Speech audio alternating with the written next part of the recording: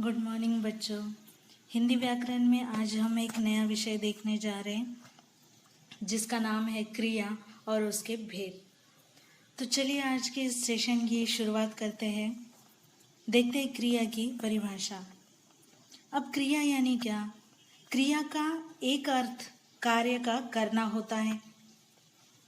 जिन शब्दों या पदों से यह पता चले कि कोई कार्य हो रहा है या किया जा रहा है उसे क्रिया कहते हैं। अब व्याकरण में कोई भी वाक्य बिना क्रिया के पूरा ही नहीं होता।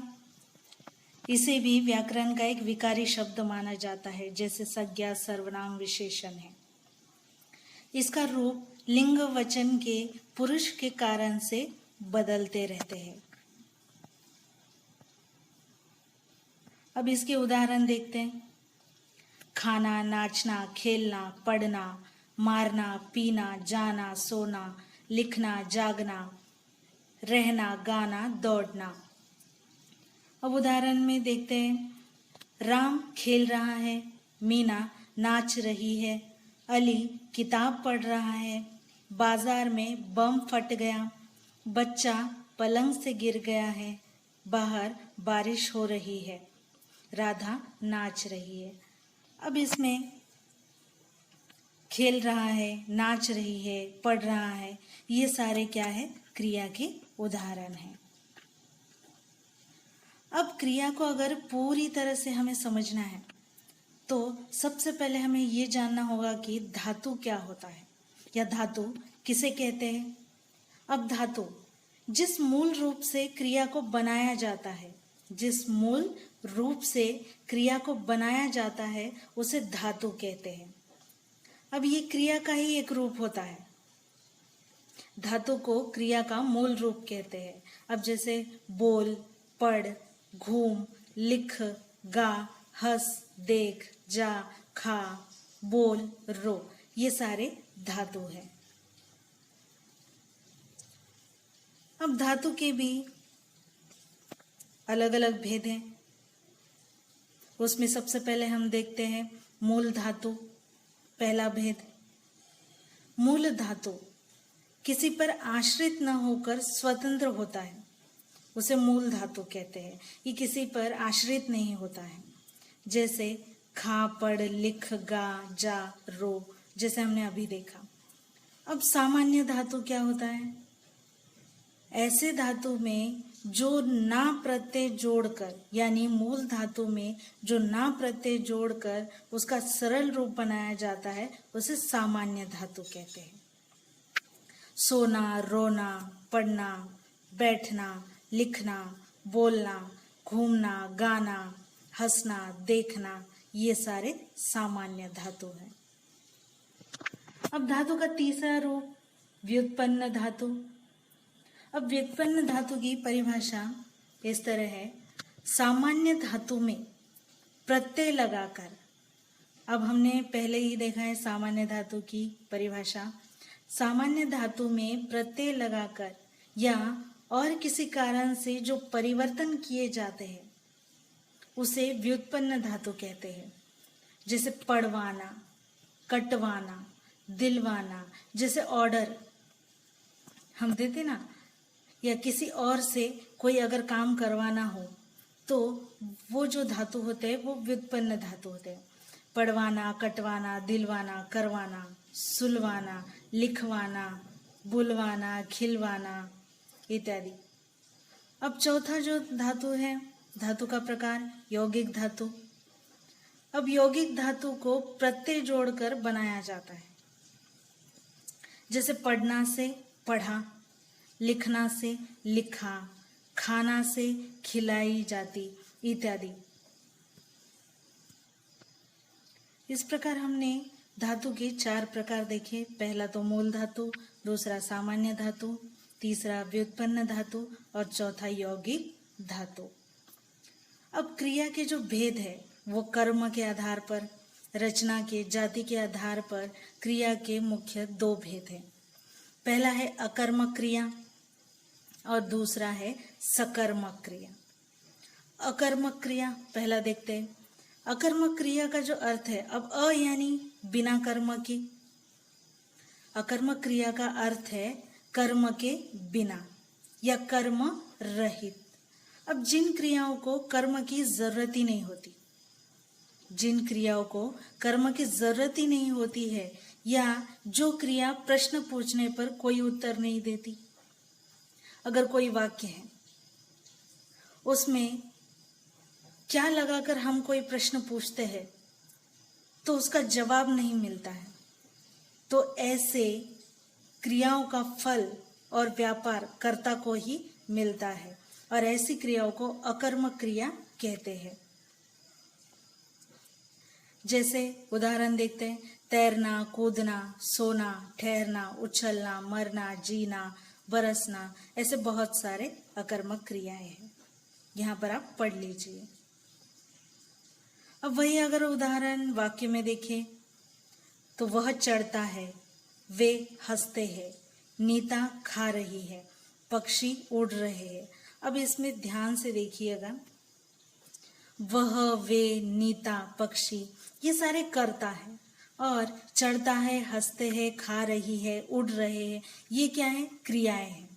अब इसमें कर्म कहीं आपको दिखाई दे रहा है क्या? यानी ये सारे उदाहरण जो वाक्य है वो बिना कर्म के है, यानी अकर्मक क्रिया के उदाहरण है। अब देखते हैं सकर्मक क्रिया। नाम से ही पता चलता है, स यानी साथ, कर्म, कर्म के साथ। अब सकर्म का अर्थ होता है कर्म के साथ या कर्म सहित। जिस क्रिया का प्रभाव कर्ता पर न पड़कर, अब पहले हमने देखा अकर्मक क्रिया में कि क्रिया का प्रभाव कर्ता पर पड़ता है, पर यहाँ पर सकर्मक क्रिया में क्रिया का जो प्रभाव है वो कर्ता पर न पड़कर कर्म पर पड़ता है, इसलिए उसे सकर्मक क्रिया कहते हैं। शब्दों की वजह से कर्म की आवश्यकता होती है, उसे सकर्मक क्रिया कहते हैं, या वह सकर्मक क्रिया होती है। उदाहरण देखिए, वह चढ़ाई चढ़ता है, मैं खुशी से हंसता हूँ, नीता खाना खा रही है, बच्चे जोरों से रो रहे हैं। अब इसमें देखिए कर्म भी है और क्रिया भी है, यानी इन वाक्यों में कर्म है, इसीलिए ये सकर्मक क्रिया के उदाहरण है। अब इस प्रकार सकर्मक क्रिया के भी भेद हैं। उसमें सबसे पहला भेद है एक कर्मक क्रिया। इसे हम पूर्ण एक कर्मक क्रिया भी कह सकते हैं। अब इसकी परिभाषा देखिए, जिस क्रिया के केवल एक ही कर्म यानी एक कर्म के पूरे होने का पता चलता है। अब नाम से ही पता चलता है एक कर्मक यानी एक ही कर्म।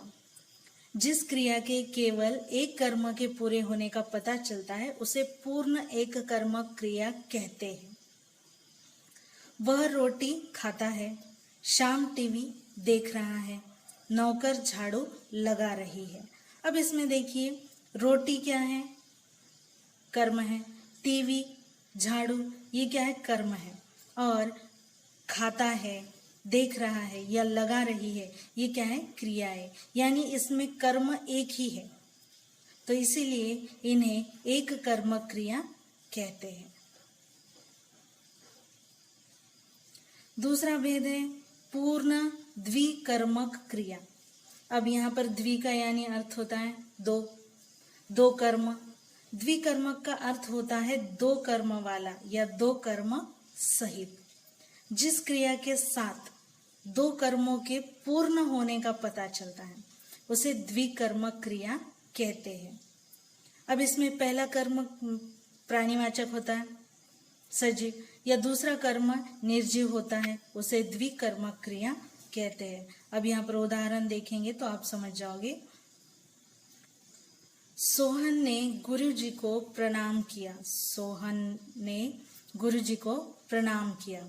नर्स रोगी को दवा पिलाती है। शाम अपने भाई के साथ टीवी देख रहा है और नौकर फिनाइल से पोछा लगा रहा है। अब इन वाक्यों को अगर आप देखोगे तो इनमें दो दो कर्म है, जैसे गुरुजी प्रणाम, रोगी दवा, या भाई के साथ, अपने भाई के साथ, और टीवी, फिनाइल से पोछा।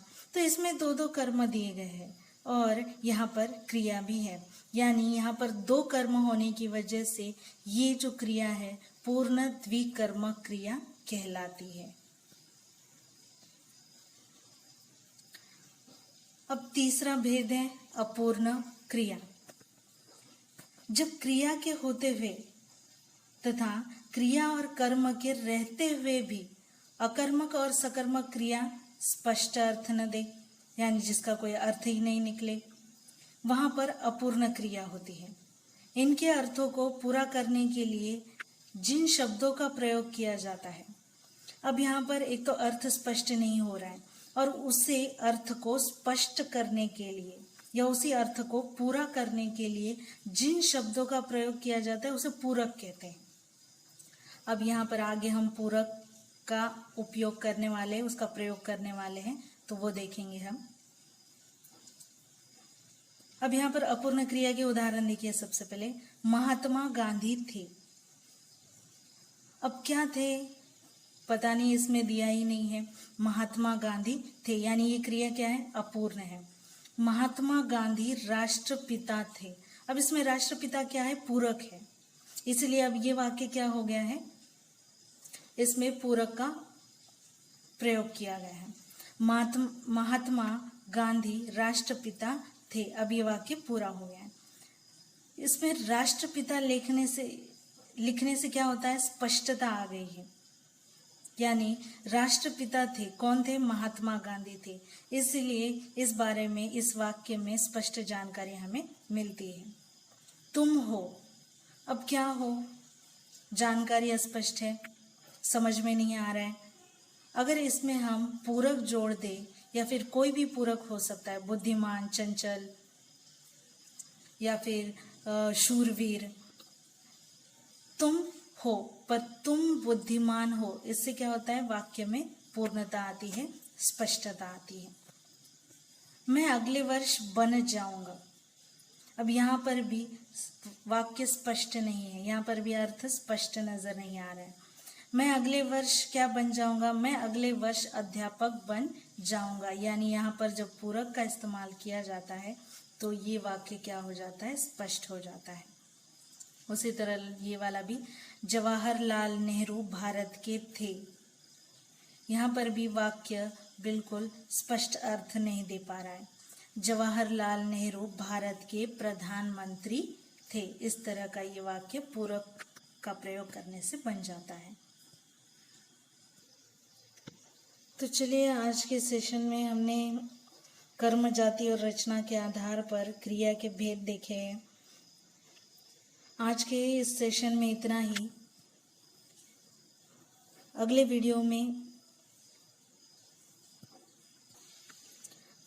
में हम अपूर्ण क्रिया के भेद देखेंगे और संरचना या प्रयोग के आधार पर क्रिया के भेद देखेंगे। तो चलो, आज के लिए इतना ही। धन्यवाद।